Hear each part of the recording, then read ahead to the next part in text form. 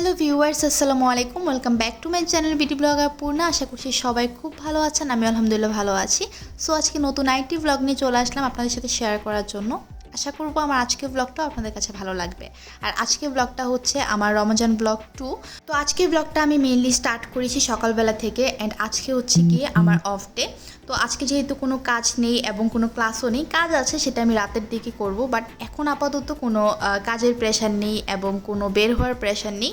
তো এই তো সকালবেলা ঘুম থেকে উঠেই আমি একটু দোলনায় দোল খাচ্ছিলাম। বাসাটা আমি অলরেডি গুছিয়ে ফেলছি।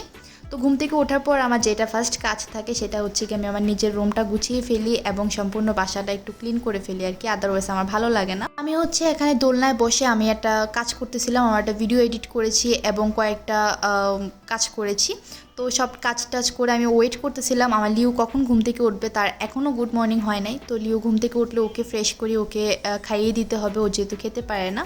আর আপনাদেরকে সবসময় বলি যে ভয়েস ওভার করার সময় একটা সাউন্ড আসে, কনস্ট্রাকশন কাজে অলওয়েজ একটা বাজে নয়েজ থেকেই যায়।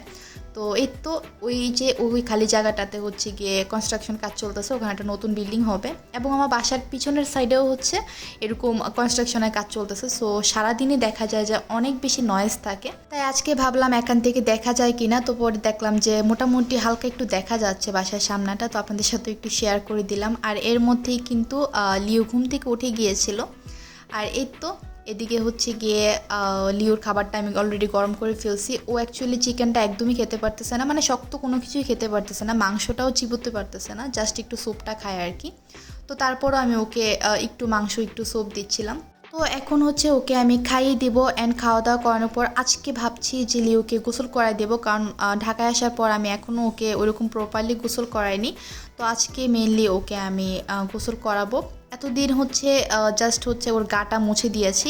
তো আজকে দেখা যাক, গোসল টোসল করাতে হবে। লিটারেলি লিউকে যুদ্ধ করে গোসল করাতে হয়, যেটা হচ্ছে গিয়ে সবচেয়ে বেশি প্যারার কাজ। আর এখন তো সে অনেক বেশি অসুস্থ। তো দেখতেই পাচ্ছেন ওকে খাওয়া দাওয়া করিয়ে, মানে ওরকম প্রপারলি কিছুই খায়নি, তারপরও একটু একটু খাইয়ে তারপর হচ্ছে ওকে গোসল করিয়ে দিলাম। আর এই বেয়াদব ছানা গোসল করানোর সাথে সাথে আমার ডিভাইনের উপরে এসে বসছে। আমার ডিভাইনে আমি নিজে এখন পর্যন্ত ভালোভাবে বসিনি, সে ভিজা শরীরটা নিয়ে এসে বসে আছে।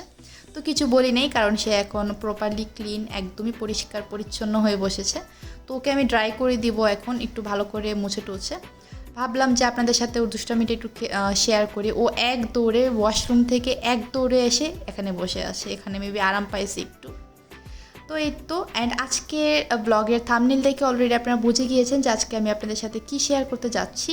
গত বেশ কয়েকটা ব্লগে আপনারা আমাকে প্রচুর কোয়েশ্চেন করেন যে আমি আমার বাসাটাতে একা থাকি কি না, বা আমার সাথে কে থাকে। তো যেহেতু আমার ফ্ল্যাটে 2টা রুম, সেই জন্য আপনারা বেশি কোয়েশ্চেন করেন যে একটা রুমে তো আমি থাকি অলওয়েজ, ওই রুমটাই দেখাই, বাট বাকি রুমটাতে কে থাকে ওইটা আমি কেন শেয়ার করি না। অনেক অনেক বাজে ইঙ্গিতভাবেও কমেন্ট করে, বাট আমার খুব ফানি লাগে এই জিনিসগুলো। তো আজকে মেনলি আপনাদের সাথে এটা শেয়ার করব যে আমার এই রুমটাতে কে থাকে। তো এই যে দেখতে পাচ্ছেন আমার এই রুমটাতে মেইনলি হচ্ছে কি পোটলা পাটলিগুলো থাকে। আমার যত স্টোরেজ জিনিসপত্র আছে, আমার লাগেজগুলো, আমার এক্সট্রা ব্যাগ, তারপর টুকটাক থাকে না, একটা বাসাতে তো কত কিছুই থাকে, মানে আননেসেসারি। অবশ্যই সবগুলোই আমার নেসেসারি, একটাও আননেসেসারি না। সব কিছু আমি প্যাকিং করে করে এই রুমটাতে আমি রেখে দিই অ্যাজ এ স্টোর রুম হিসেবে।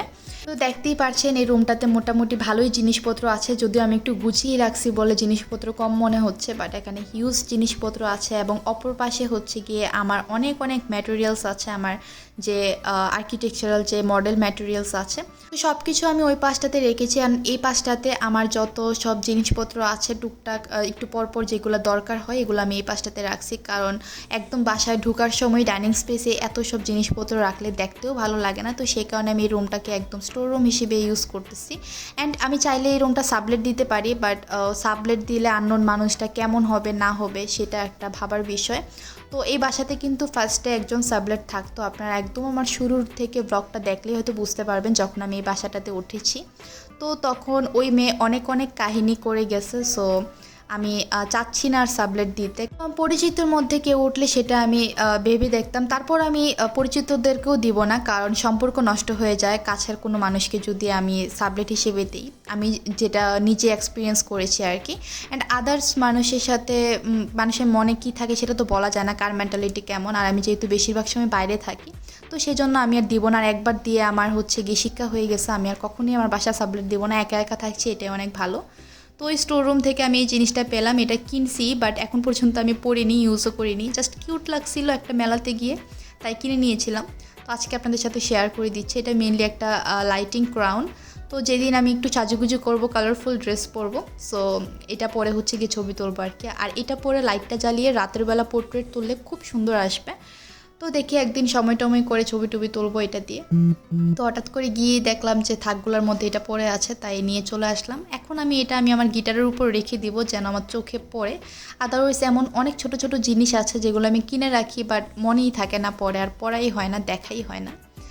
সো এই তো এটা সামনে রেখে দিলাম যেন আমার চোখে পড়ে অ্যান্ড আমি ছবি তুলতে পারি আর কি। অ্যান্ড দেখে নিয়েছেন এই রুমটাতে কে থাকে। সো হোপসো আপনাদের মনে আর কোনো সন্দেহ নেই, আজকে শেয়ার করে দিলাম। অনেকে অনেক কোশ্চেন করেছেন যে আমি একা বাসায় কীভাবে থাকি, একা ফ্ল্যাট নিয়ে ভয় করে নাকি।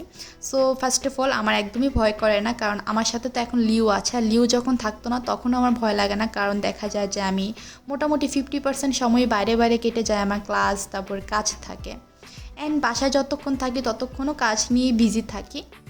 তো মেইনলি যখন আমি খুব কাজটা ছাড়া হয়ে যায়, মানে একদম একা একা হয়ে যায়, তখন একটু খারাপ লাগে, তখন আবার আমি ফ্যামিলির সাথে কথা বলে ঘুমাই যাই। সো ওইরকম কোনো ভয় টয়ের কোনো ব্যাপারই নাই। অ্যান্ড একা একটা ফ্ল্যাটে থাকতে গেলে যতটুকু সাহস প্রয়োজন হয়, তো আলহামদুলিল্লাহ আমার মধ্যে অতটুকু সাহস আছে। তো সবাই বলে ছোটোবেলা থেকে আমি একটু বেশি সাহসী, ঠিক আছে। সো আমাকে নিয়ে এত টেনশনের দরকার নাই। অ্যান্ড আমি আজকে শেয়ার করে দিলাম আমি আমার বাসাতে আর কে কে থাকে, ঠিক আছে। আমি আর আমার বাচ্চা লিও থাকে, আর কেউ থাকে না।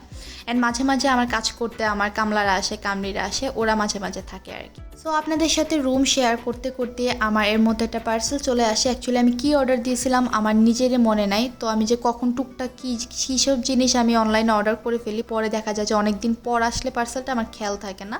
তো লুক যখন আমাকে ফোন দিয়ে বললো যে ম্যাম আপনার একটা পার্সেল আছে, তো আমি তো আর এই লুককেও জিজ্ঞেস করতে পারতেছি না যে কিসের পার্সেল। পরে বললাম যে ঠিক আছে আসতেছি।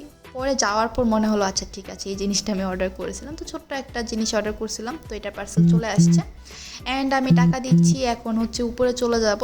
অ্যান্ড যাওয়ার পর লিওকে আমাকে খাওয়াতে হবে, কারণ লিওকে আমি সকালবেলা যে খাবারটা দিয়েছিলাম সে এটা প্রপারলি খায়নি। অ্যান্ড আমি নিজেও খাওয়াতে পারিনি, সে বারবার হতত করতেছিল, মানে বমি করে দিব এমন একটা অবস্থা। তো আমি আর রিস্ক নেই। এখন সে শাওয়ারটাও নিয়ে একটু ফ্রেশলি ঘুমাচ্ছে, ঘুম থেকে তুলে আমি খাওয়াবো আর কি।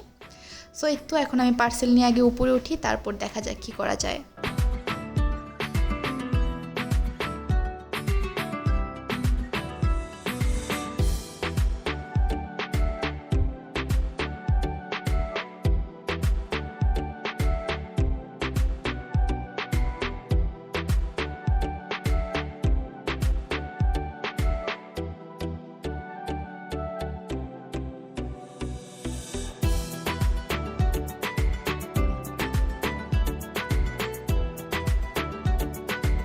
তো দেখতেই পারছেন আমি কিন্তু বাসাতে এসে লিওকে ঘুম থেকে উঠাই ফেলছি। অ্যান্ড দেখলাম যে লিওর শরীর আবার খারাপ করতেছে, তো মনটাই খারাপ হয়ে গেল। হঠাৎ হঠাৎ একটু একটু ভালো, আবার খারাপ হয়ে যাচ্ছে।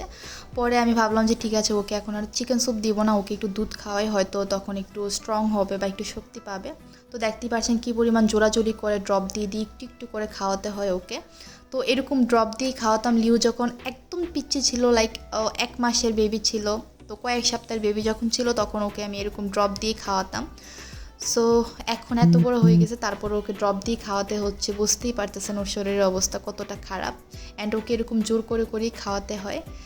তো যাই হোক দেখতেই পারছেন একটু একটু খাওয়ানোর পরপরই ও আবার হচ্ছে মাথাটা ফেলে দিচ্ছে, মানে মাথাটা স্ট্রং করে রাখার সাহসটাও ওর নাই, মানে শক্তিটাও ওর নাই, এত বেশি উইক হয়ে গেছে। তো ওকে আমি খাওয়া দাওয়া করিয়ে হচ্ছে কি একটু রেস্ট নেব, ঘুমাবো, তারপর হচ্ছে গিয়ে আমি ইফতার কিনতে যাব। আজকে আর ওরকম ভাজা পোড়া খাওয়ার কোনো ইচ্ছা নেই। তো আজকে ভাবছি যে অন্য কিছু খাবো, কারণ রেগুলার একই ইফতার খেলে দেখা যায় যে এটা সমস্যাও হয়। আর বেশি ভাজা পোড়া খেলে, যেহেতু আমি ইফতার বাসায় প্রিপেয়ার করি না, সো একটু বাইরের খাবার খেলে একটু বেশি গ্যাস্ট্রিকের প্রবলেম হয়ে যায় আমার, যেহেতু সব কিছুই তেলে ভাজা জিনিস। সো আজকে আর ওরকম ভাজাভাজি জিনিসপত্র খাবো না, আজকে আমার একটু গ্রিল টিল খেতে ইচ্ছে করতেছিল, সেই জন্য ভাবলাম যে আমি গ্রিল অর্ডার করে ফেলি। তো এর মধ্যেই কিন্তু আমি লিওকে খাওয়ানোর পরে আমি গ্রিল অ্যান্ড নান অর্ডার করে ফেলছিলাম। আর এই যে দেখতেই পাচ্ছেন অনেকেই জিজ্ঞেস করেন যে লিও পি পট্টি কোথায় করে। সো ও যখন একদম পিচ্ছি ছিল ওকে তখনই আমি ট্রেনিং করে ফেলছিলাম যে কোথায় করতে হবে। অ্যান্ড দেখতেছেন ও এত বেশি অসুস্থ ছিল, ও জাস্ট মাথা তুলতে পারতেছিল না। বাট ওর পি পাইছে, বাট সে কিন্তু তার নিজের বলের মধ্যে এসে বসে গেছে। বাট বলে তখন বালি ছিল না, আমি মাত্রই হচ্ছে ক্লিন টিন করে বলটা রোদে দিয়েছিলাম, বাট সে কিন্তু বুঝে গেছে যে এটাই তার বল। অ্যান্ড সে কখনোই মানে আজ পর্যন্ত লিও মানে মোটামুটি তো 1.5 বছর হয়ে গেছে ওর, 1.5-2 বছর। সো আজ পর্যন্ত ও কখনোই হচ্ছে গিয়ে উল্টাপাল্টা জায়গায় পিপটি করে নাই আমার বাসাতে আর কি। সো এই তো ট্রেনিংওয়ালা একটা কিউট বাচ্চা, খুবই লক্ষ্মী একটা বাচ্চা। ও এত অসুস্থ তারপরও কিন্তু ও আমার রুম নোংরা করে নেয়, সে খুঁজে খুঁজে তার বলটা বের করছে অ্যান্ড সে ওইটাতেই হচ্ছে গিয়ে পিপটি করছে। তো দেখতেই পাচ্ছেন এর মধ্যে ইফতারের টাইম হয়ে গেল অ্যান্ড আজকে আমার ইফতার হচ্ছে এই মজাদার গ্রিল অ্যান্ড নান। তো এটা আমি এখন খাচ্ছি। তো খাওয়া দাওয়া শেষ করে আজকে আর রান্নাবান্না করবো না, একটু চা বানিয়ে তারপর কাজে বসে যাব। অ্যান্ড আজকে জাস্ট একটা র্যান্ডম ব্লগ শেয়ার করলাম আমার ডেইলি লাইফস্টাইল, রেগুলার লাইফস্টাইলটা কেমন হয় অফ ডেতে। তো আজকে যেহেতু অফ ডে ছিল, আজকে খুব রিল্যাক্সে আমার দিনটা কেটেছে আলহামদুলিল্লাহ। সো ঠিক আছে, এখন আগে আমি আমার ইফতারটা করি, পরে এসে আবার কথা বলছি।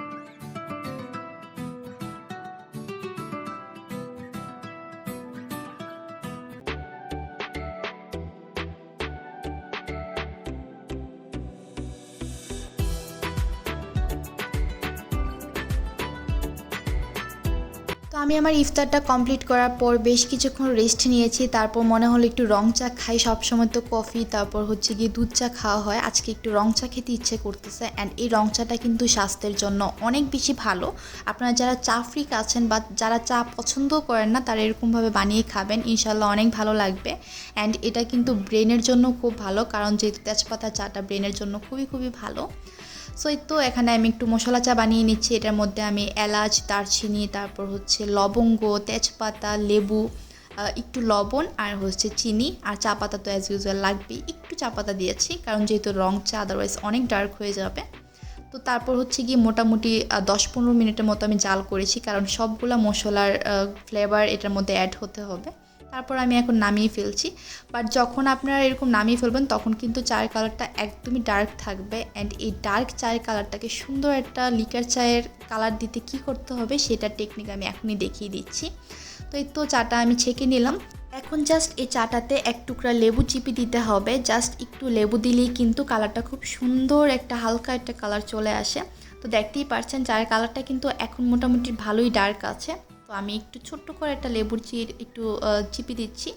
তো এখনই দেখবেন কালারটা একদম ইনস্ট্যান্ট চেঞ্জ হয়ে যাচ্ছে অ্যান্ড এত সুন্দর সোভার একটা কালার আসে। সো আমার কাছে তো খুবই ভালো লাগে।